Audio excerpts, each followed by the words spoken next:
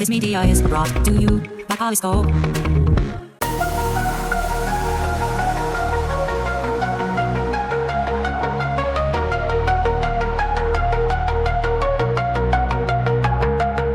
In the realm of tomorrow, where techniques mind, we ponder, we dream. Show number 1051. Welcome once again to ThinkFuture. Let's talk a little bit today about, what are we talking about today? LLMs.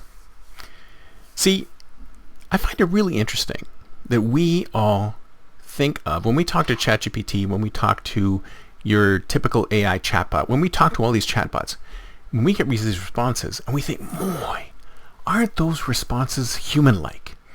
They're very, very human-like. And of course, the reason why they're human-like is because they are human responses. What do you see when a ChatGPT or a Grok or whatever responds to you? Those are all words and phrases that other people have already used, that they're already in the database, written by other humans. Other humans have already populated this database with words and phrases that Grok or ChatGPT or Perplexity or Claude or any of these models just put together and spit back at you. And we look at it and we go, wow, this sounds really like a human being. And you know one of the reasons why it really sounds like a human being? Because we as human beings learn in the exact same way as an LLM. And if you think about it, we as human beings, we are LLMs in a way. Because what are LLMs but agglomerations of words and phrases that other human people have said? And if you think about it, when we're children, we're babies, we're toddlers, we're tiny, we're absorbing, we're sponges. All we're doing is listening and learning and absorbing what other people are saying, what other human beings are saying to us. In the same way, generative AI is absorbing what other human beings are putting into it. So if you think about it, the reason why LLMs sound like us is because we are LLMs. Human beings are large language models. Every single thing that we've ever learned comes in the exact same way.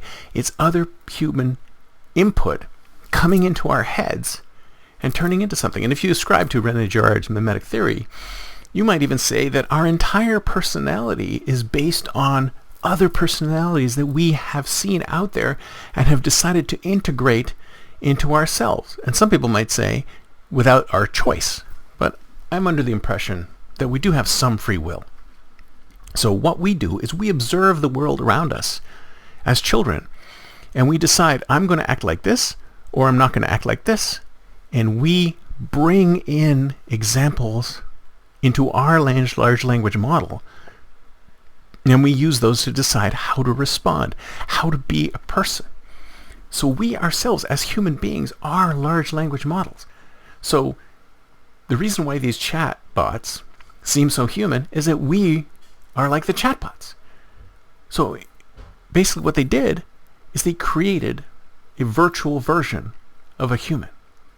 And maybe, who knows, at some point there'll be virtual versions of us that are out there.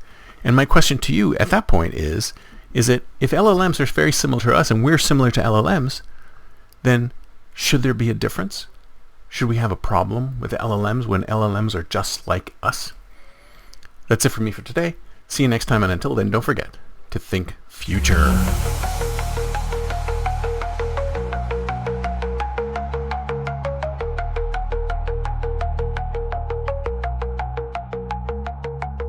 Pixels and philosophies merge and mold, a future untold, unseen.